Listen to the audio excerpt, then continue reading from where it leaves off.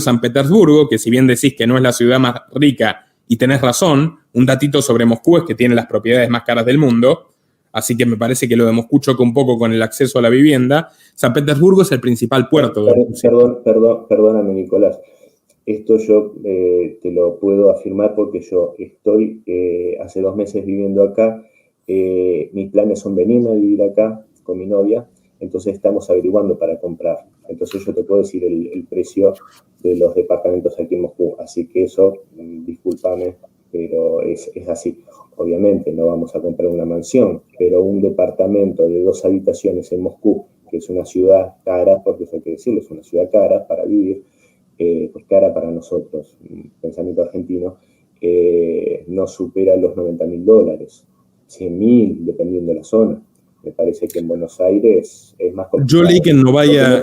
Porque, perdóname, no tenés acceso a hipotecas ni nada de eso en nuestro país. Pero bueno. Que sea un santo, y nadie que no esté dispuesto a embarrarse va a llegar a ser presidente de un país como Rusia. Pero lo que uno tiene que preguntarse es qué es lo que ha hecho una vez que él es presidente en Rusia. Porque ahí está, ¿verdad? A mí, sinceramente, me preocupa un poco menos, o bastante menos diría, cuáles son los métodos que usó. Porque, como decía, mi mirada es bastante realista. En el mundo se manejan las cosas de esta manera. ¿Está bien? No, no está bien. El problema es que son como son. Cuando todas esas cosas que fueron contando sobre el tema con Klaus Schwab, con Soros y demás, son lo que haría, diría, cualquier persona que está dedicada a la política y que intenta llegar a una posición de liderazgo. El problema creo que viene, y donde hay que realmente poner el acento, es cuando vos llegas a ser líder, cuando las decisiones ya no son tuyas y no tenés que congraciarte con alguien para que no te pongas palos en la rueda en tu ascenso.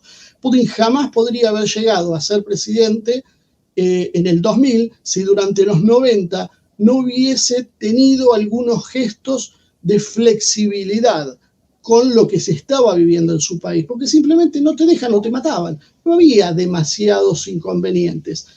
Bueno, él cuando llega creo que sí realmente ha conseguido logros muy importantes para Rusia, reconstruyó la trama social, reconstruyó la economía, reconstruyó su poder militar, que para Rusia es algo más que solo un simbolismo, y demostró aparte, curiosamente para mi juicio por lo menos, no ser agresivo, no ser belicoso.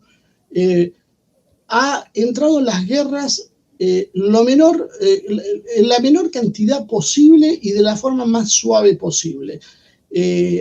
La forma en que anexó a Crimea fue prácticamente sin disparar un tiro.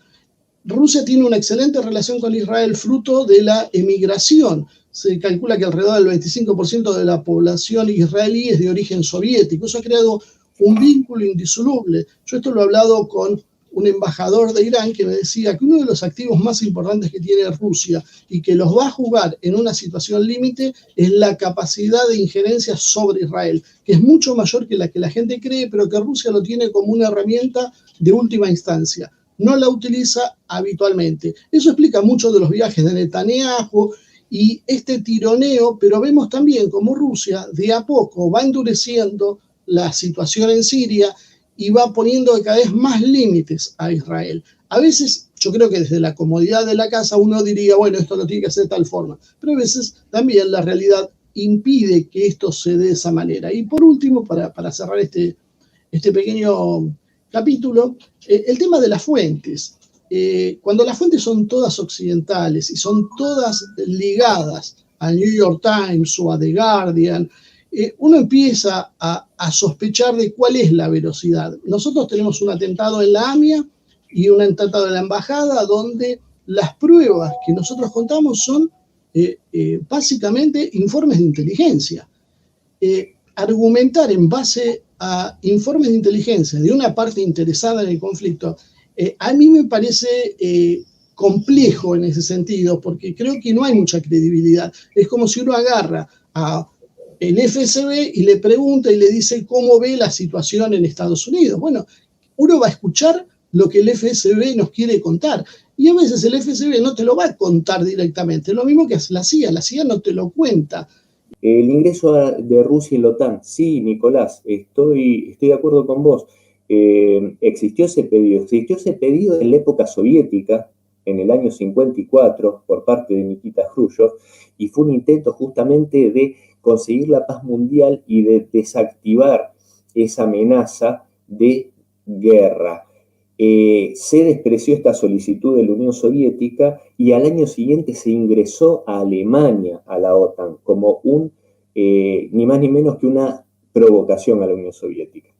No olvidemos que en ese año se cumplían 50 años de la finalización de la Gran Guerra Patria y mayor provocación no podía haber. Ingresar a Alemania, que se había convenido en Yalta desarmarla para evitar que fuese un peligro futuro.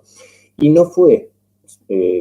No quiero descalificar tus palabras, pero tengo entendido, si no me falla la memoria, que fue Boris Yeltsin el que le solicitó en los años 90 el ingreso a la OTAN y fue nuevamente rechazado. Y fue nuevamente un intento para decir, la Unión Soviética, que era el supuesto enemigo de la OTAN, ya no existe más. Seamos todos amigos, seamos todos pacíficos y estemos todos juntos. Y volvieron a rechazarlo, lo cual demuestra el espíritu belicoso y confrontativo de la OTAN.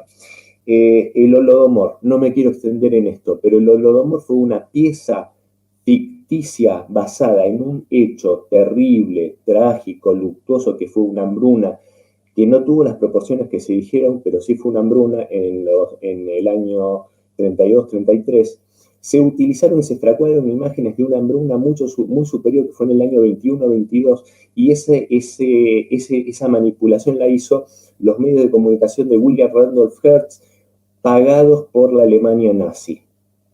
Y esto en un video que hicimos en el canal, te recomiendo que lo veas, después si querés te pasamos el link, porque ahí me explayo muy extenso y no quiero quitarle tiempo ahora a ese tema, pero sí quiere decirte que lo tenemos analizado.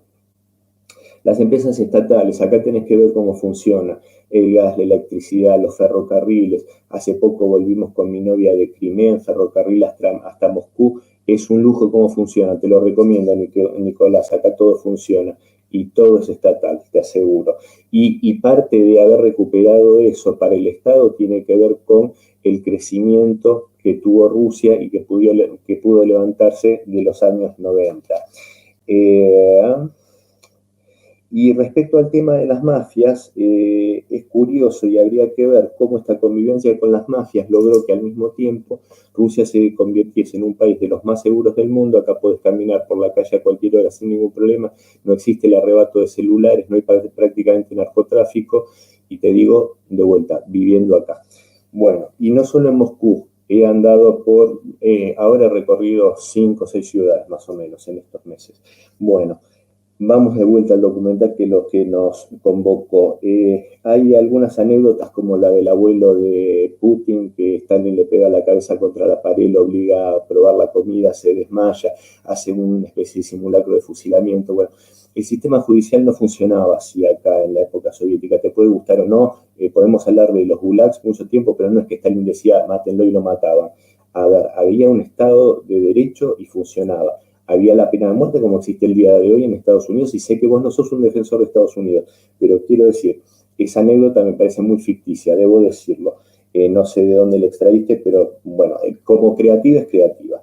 Y debo decir que en Rusia es un sentimiento muy profundo el que se tiene por los veteranos y por los héroes. Y dijiste que el racionamiento siguió hasta el fin de la Unión Soviética. No, no es así. A tal punto no es así que en la década del 60 se llegó a cumplir la meta de que cada familia soviética tuviese su departamento propio. Y acá la regla era departamento y dacha para cualquier trabajador. O sea, departamento y casa de campo. No sé cuántos en Occidente podemos decir que tenemos ese privilegio. Dijiste que fue un estudiante mediocre. Se graduó con honores de la Universidad de la Facultad de Derecho de San Petersburgo. De Leningrado en su momento, perdón, con honores se graduó. Después, bueno, en varias ocasiones lo marcás a Putin, me da la impresión como una especie de alcohólico, y relatas un hecho en el cual supuestamente atropelló a alguien, hizo marcha atrás y dijiste para rematar el fiambre, lo cual a mí me sonó un poco extraño, pero bueno, es un hecho que me parece ya, es casi bastante irreal todo. Bueno, relatás una serie de cosas de la vida familiar de Putin con la esposa, que sinceramente nunca lo he escuchado. Hablas de las hijas de Putin, que es acá una cuestión muy característica, que tienen un perfil sumamente bajo, que cambiaron sus apellidos para estudiar y no ser reconocidas como hijas de Putin para no tener ningún tipo de privilegio. Entonces, de ahí a verlas paseándose en yates por el Mediterráneo hay una diferencia abismal. En los 90. Esa tradición la tiene Putin justamente de su época de agente del KGB, el cuidado de su familia y de bajo perfil. Así que no agrega nada a eso. Perdóname, yo cierro y me respondes todo junto. Lo que te decía, bueno, no sé si es de interés terminar con este párrafo, pero decía, por privilegios directos o indirectos a los ciudadanos por razón de raza, la nacionalidad que pertenezcan, lo mismo que toda práctica de exclusivismo racial o nacional, o de odio o desdén racial o nacional. Eso estaba explícitamente prohibido. Y debo decirte que esto lo conozco bien porque yo mencioné antes al padre de mi novia. Bueno, el padre de mi novia fue coronel del Ministerio del Interior de Rusia, combatió en las dos guerras de Chechenia y él era checheno étnico y combatió en el bando, o sea, en las Fuerzas Armadas, en el Ministerio del Interior de la Federación Rusa. Entonces, no había ningún tipo de restricción para que ningún integrante de cualquier nacionalidad tuviese acceso a los estudios o a las Fuerzas Armadas. Así que, bueno, eso te lo quería decir.